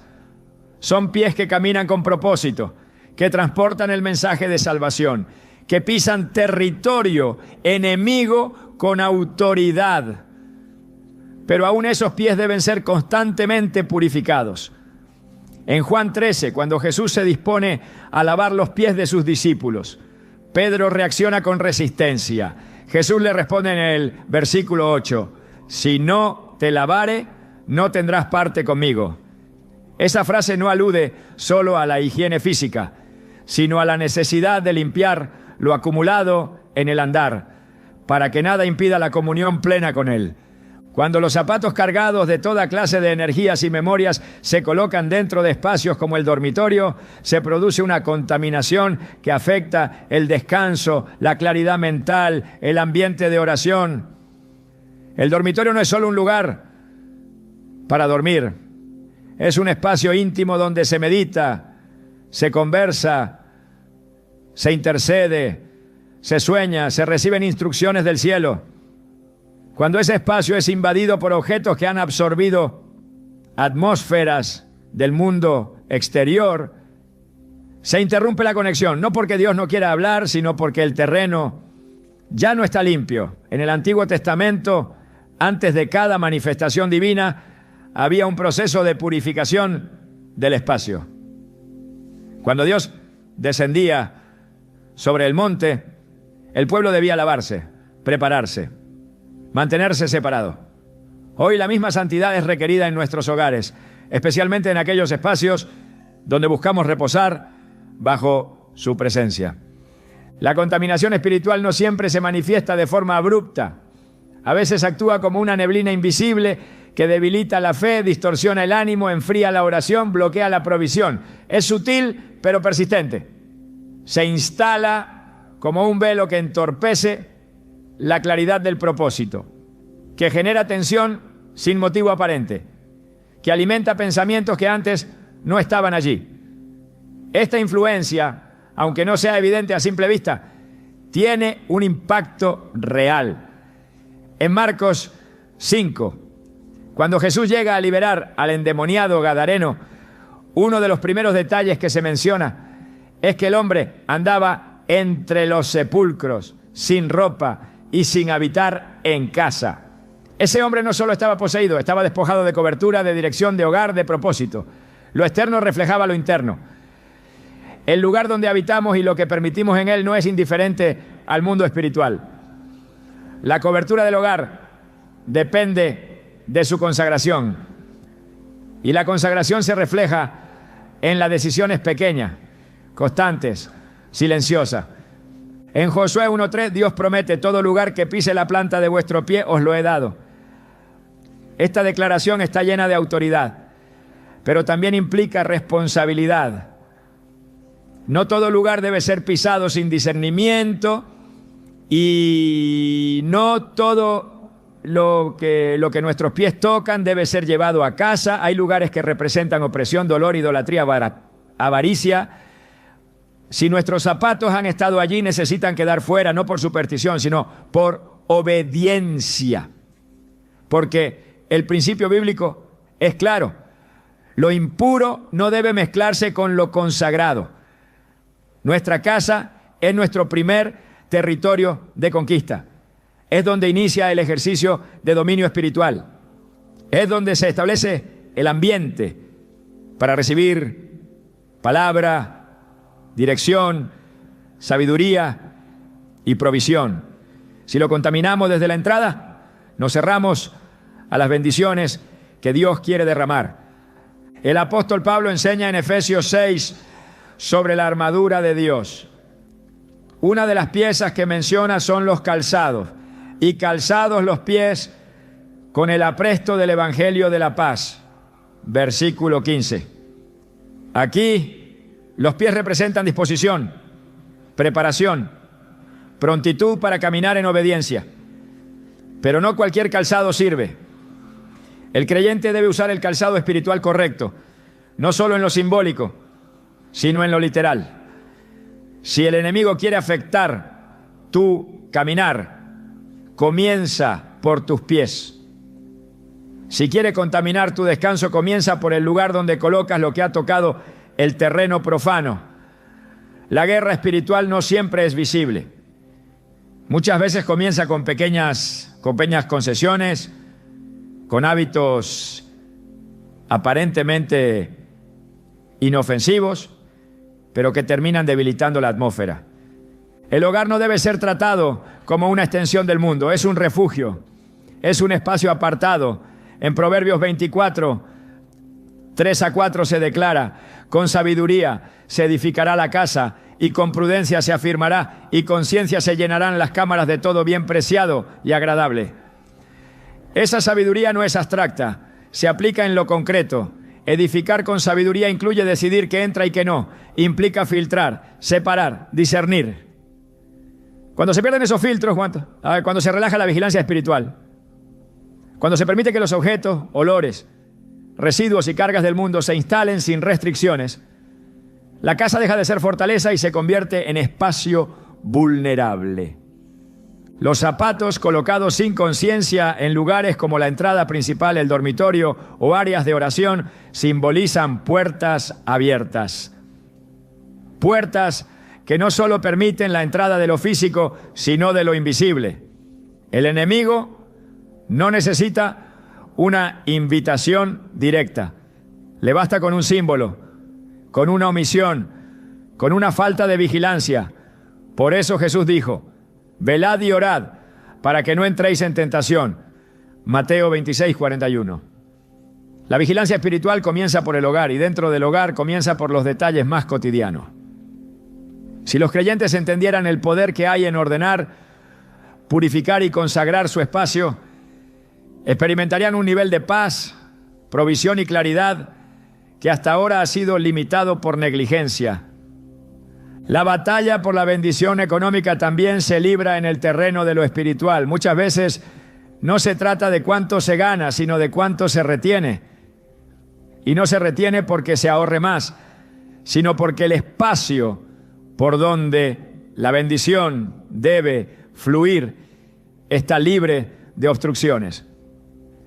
En Malaquías 3:11 Dios promete: reprenderé por vosotros al devorador, y no destruirá el fruto de la tierra, ni vuestra vid en el campo será estéril. Pero esa promesa está ligada a la obediencia, a la honra, a la limpieza del entorno. No se puede reprender al devorador si el propio creyente está permitiendo que objetos cargados espiritualmente habiten en su altar doméstico. El primer paso para restaurar el fluir de provisión en casa comienza con decisiones prácticas que reflejan entendimiento espiritual. No se trata de ritualizar hábitos, sino de santificar el entorno.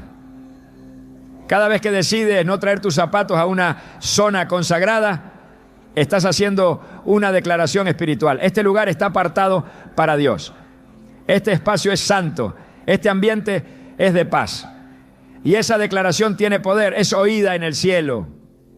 Y también es notada en el reino de las tinieblas. En el corazón de la vida espiritual está el principio de altar. Desde los primeros capítulos de la Biblia, Dios establece que ciertos lugares deben ser apartados exclusivamente para Él. No como simples espacios físicos, sino como territorios sagrados, donde su presencia se manifiesta, donde se ofrece adoración, donde se establece comunión. El altar no es solo una piedra o una estructura, es un sitio que al ser consagrado se convierte en punto de encuentro entre lo divino y lo humano. Bajo ese principio, el hogar no debe ser visto como una simple estructura habitacional. Es el primer altar que se construye sobre la tierra, el primer territorio que debe ser santificado, resguardado, edificado bajo el diseño de Dios. El lugar donde se forman vidas, donde se intercede, donde se educa, se bendice, se profetiza.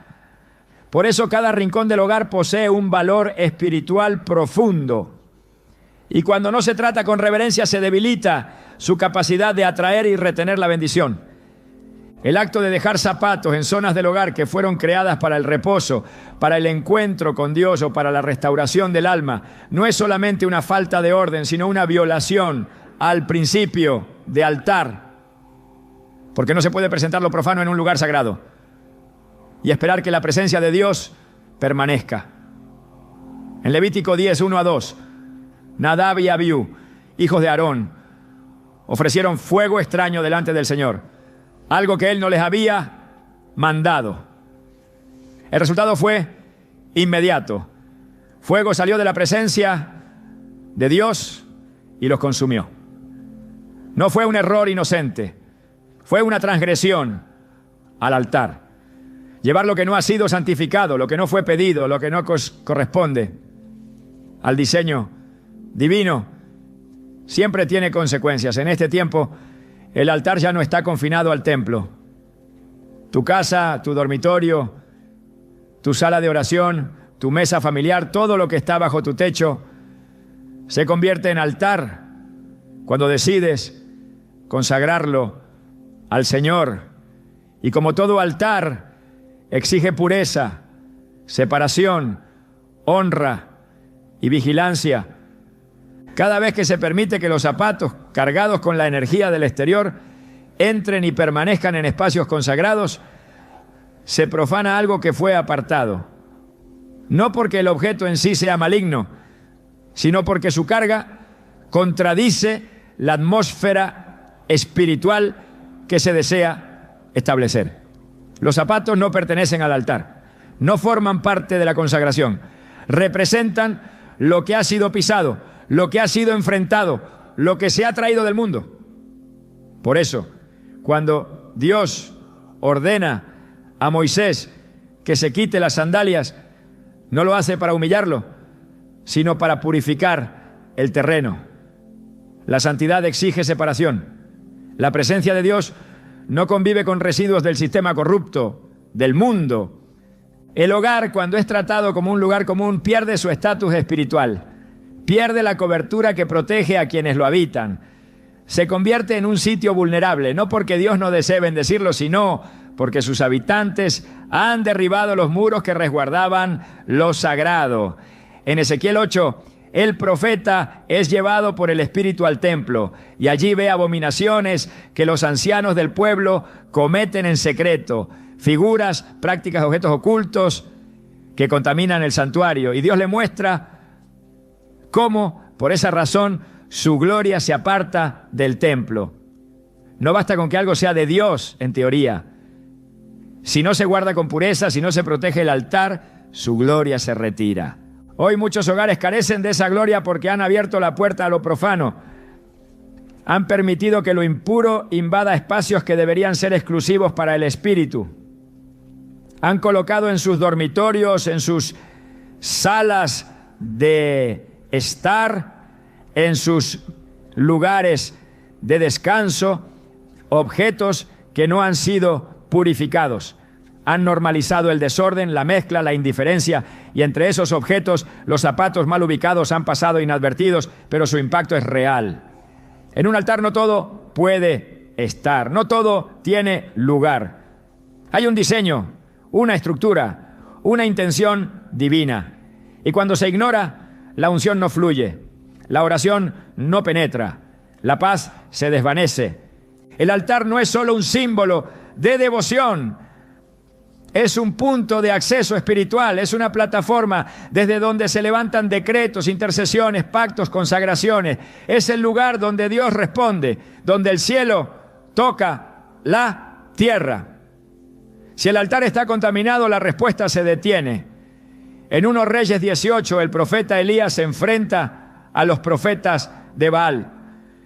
Pero antes de que el fuego descienda del cielo, antes de que la presencia de Dios se manifieste, Elías repara el altar que estaba arruinado.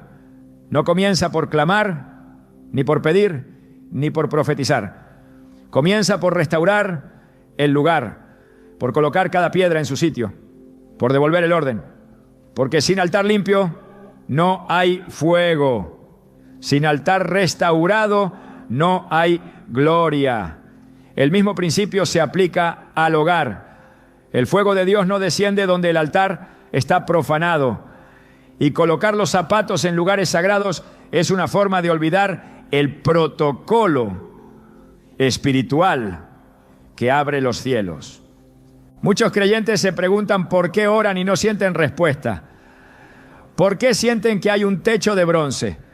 ¿Por qué sus palabras no parecen avanzar en el mundo espiritual? Y no se dan cuenta de que el problema no está en su fe, ni siquiera en su deseo. El problema está en el altar, en el entorno, en la atmósfera que han construido.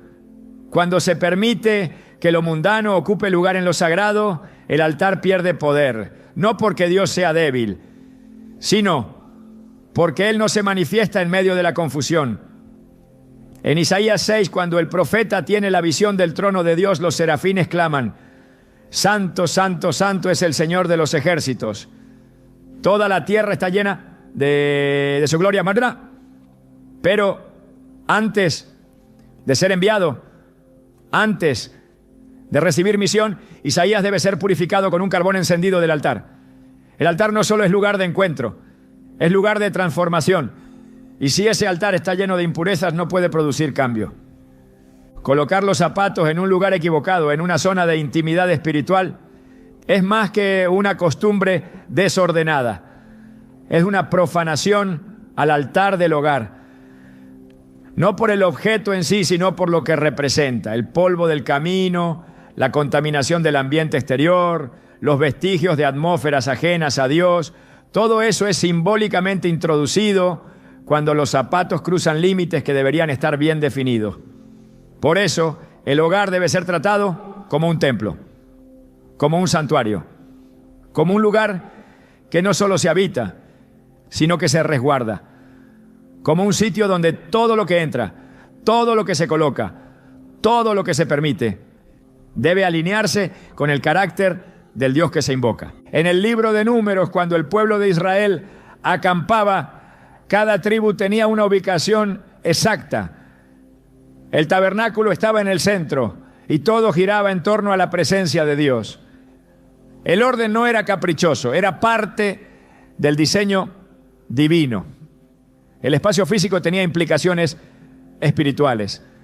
No cualquiera podía entrar en cualquier lugar. Había niveles de acceso, procesos de purificación.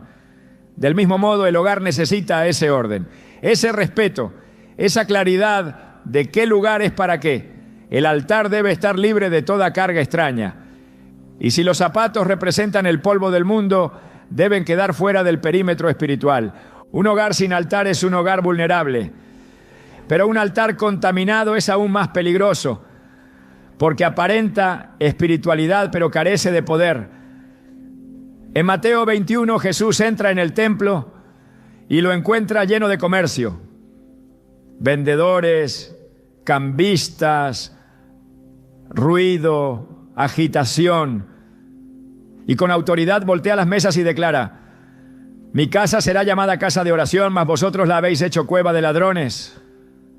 No estaban cometiendo un delito civil. Estaban usurpando un espacio sagrado. Estaban rompiendo el propósito del lugar. Y esa transgresión provocó una reacción divina inmediata. Jesús no negoció, no advirtió, actuó con firmeza, porque el altar no puede ser mezclado. Dejar los zapatos en zonas consagradas del hogar no es una falta menor, es un símbolo de cómo tratamos lo sagrado, de cuánta reverencia tenemos por la presencia de Dios, de cuánta conciencia tenemos de la guerra espiritual que se libra a diario. El altar requiere vigilancia, requiere discernimiento, requiere intencionalidad, porque lo que colocas en tu altar no solo afecta a tu atmósfera, afecta a tus oraciones, tus decisiones, tus batallas. Y cuando ese altar está limpio, ordenado, protegido, se convierte en una puerta de acceso a recursos celestiales, a paz continua, a provisión estable. La santificación del hogar comienza con la santificación de sus espacios. No se puede tener un dormitorio lleno de caos y esperar revelación en los sueños.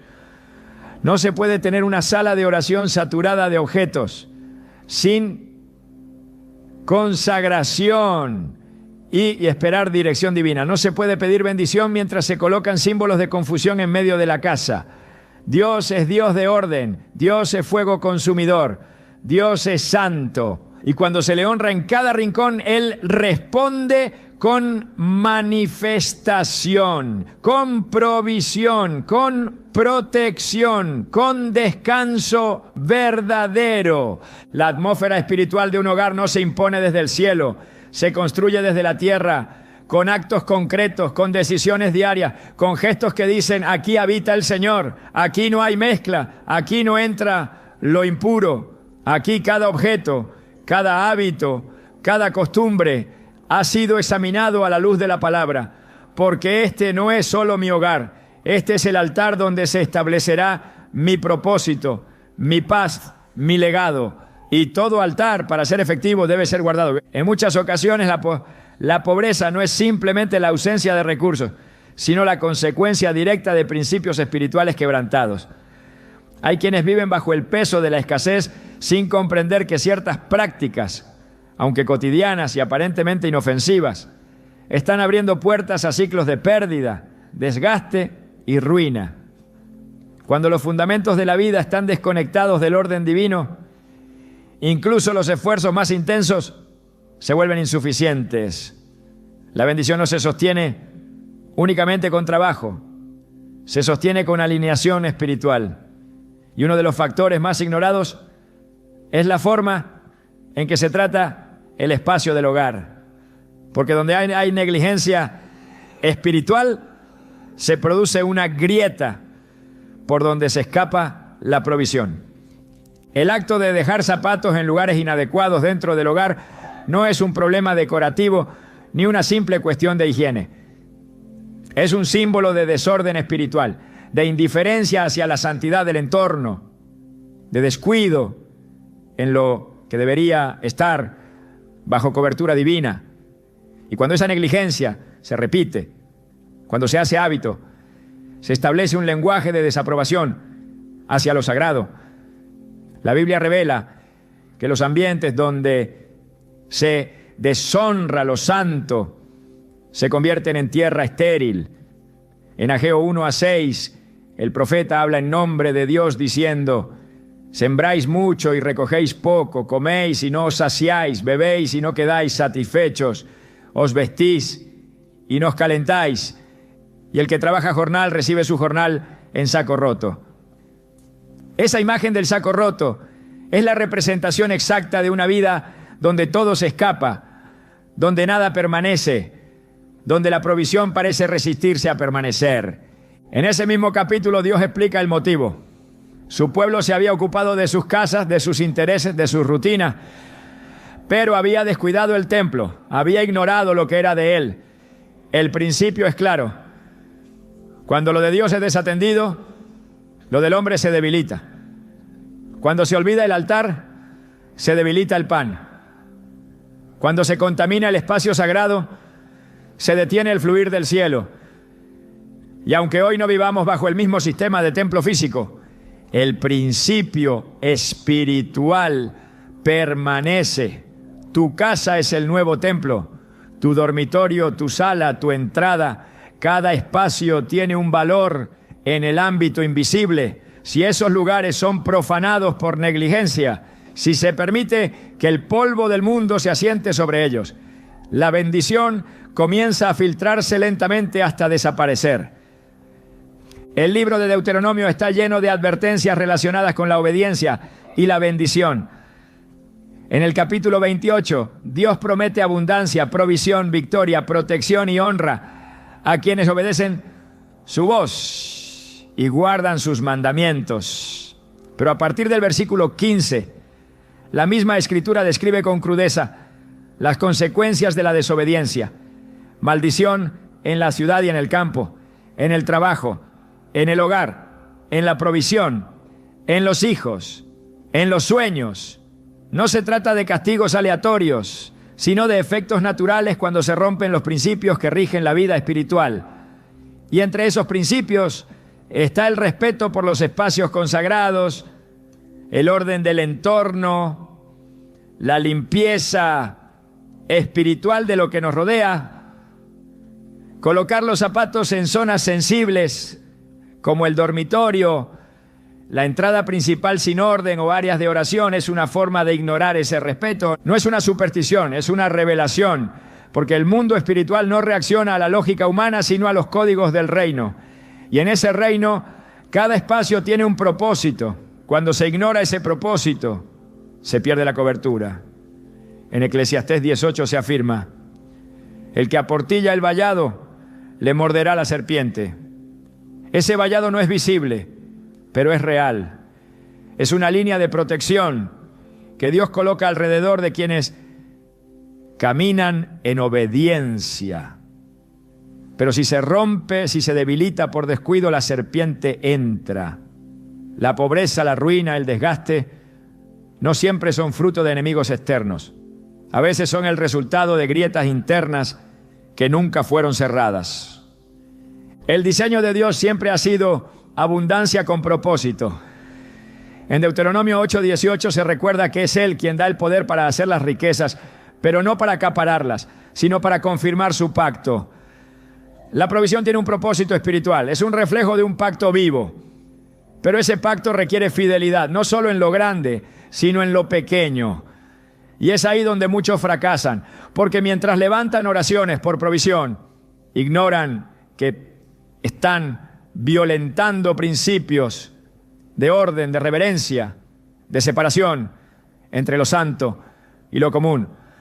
No hay incoherencia más peligrosa que la de clamar por cielos abiertos mientras se permite confusión en el altar del hogar. En Proverbios 3:9-10 se promete abundancia como resultado de honrar a Dios con lo primero y con lo mejor. Pero esa honra no se limita a diezmos y ofrendas. También se expresa en el modo en que se organiza el espacio donde habitas, en cómo se cuidan los detalles, en cómo se responde a la presencia del Espíritu. Si los zapatos portadores